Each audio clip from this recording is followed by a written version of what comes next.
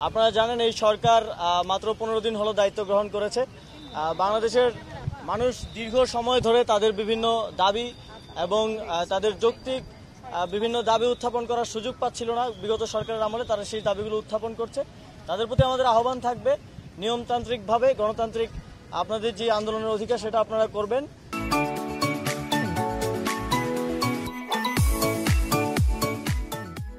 তবে এই দুর্যোগপূর্ণ এবং সংকটকালীন মুহূর্তে সব পক্ষের প্রতি আহ্বান থাকবে এই ধৈর্য ধরে আমাদের অপেক্ষা করার, এবং আমরা সবারই দাবি শুনব।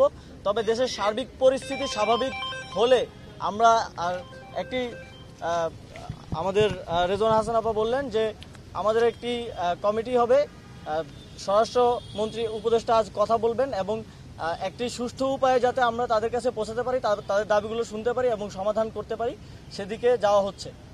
এবং একই সাথে এই দুর্যোগপূর্ণ মুহূর্তে দেশের সকল পক্ষকে, ঠিক যেভাবে আমরা গণঅভ্যুত্থানে একটি জাতীয় ঐক্য গড়ে উঠেছিল, সেই জাতীয় ঐক্যের আহ্বান আমরা সরকারের পক্ষ থেকে করছি। সকল পক্ষকে এগিয়ে আসতে হবে এবং এই দুর্যোগপূর্ণ পরিস্থিতি মোকাবেলায় আমাদেরকে একসাথে কাজ করতে হবে।